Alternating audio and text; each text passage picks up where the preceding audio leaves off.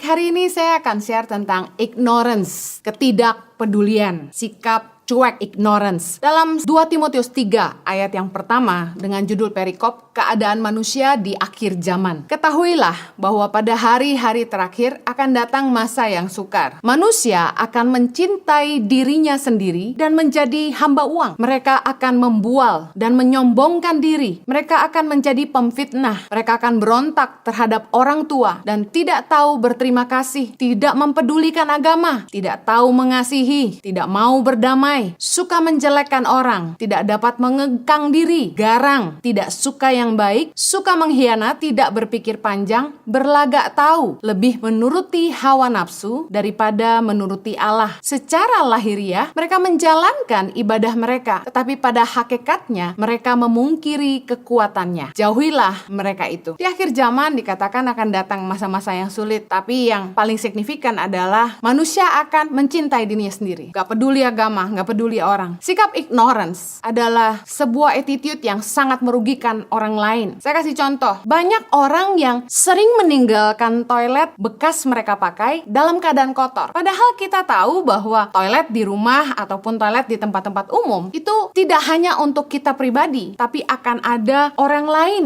yang akan memakainya setelah kita. Tapi banyak orang cuek, gak peduli. Mereka tinggalkan toilet dengan keadaan kotor. Berapa kali Anda pernah masuk ke toilet yang joroknya minta ampun? Tidak nyaman, bukan? Saya paling gak tahan toilet yang kotor. Kadang-kadang gak habis akal. Kenapa orang gak bisa mikir bahwa setelah mereka akan ada orang lain? Apa sih susahnya cuma ambil tisu dan lap, membersihkan jejak-jejak? Saya tadi bilang, sikap ignorance sangat merugikan orang lain. Contoh, berdagang nipu orang. Mencintai diri sendiri, jadi hamba uang. Cuma mikir yang penting gua untung, gak peduli nasib orang lain. Banyak orang yang gak peduli barang yang dijualnya itu mungkin berbahaya bagi kesehatan orang yang akan mengkonsumsinya, atau barang yang dijualnya itu kualitasnya nggak bagus, sekali pakai langsung rusak. Banyak orang yang nggak mikir bagaimana dengan orang lain, bagaimana dengan nasib orang banyak, bagaimana orang lain bisa bertahan hidup. Kebanyakan orang cuma mikir dirinya sendiri. Tadi firman Tuhan katakan mencintai dirinya sendiri dan menjadi hamba uang. Yang penting gua untung, biarin aja orang buntung. Ada orang-orang yang mementingkan keinginan nafsunya sendiri, meski dia tahu dia akan mengorbankan orang lain. Contoh, anak muda ketika pacaran gak bisa menguasai diri, mengorbankan kesucian anak gadis orang. Saya perhatikan orang-orang yang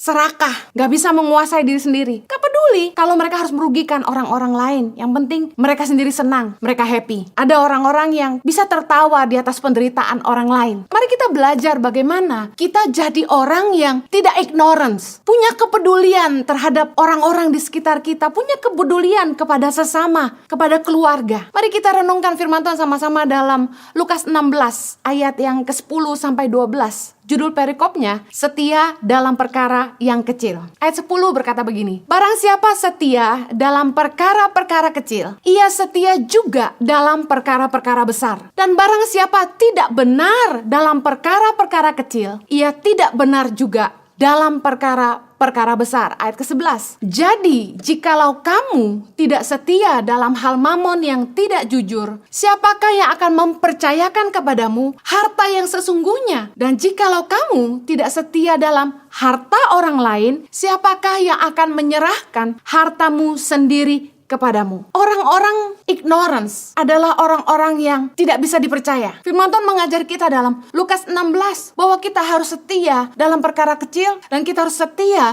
dalam harta orang lain. Kita harus setia dalam hal mamon, dalam hal uang.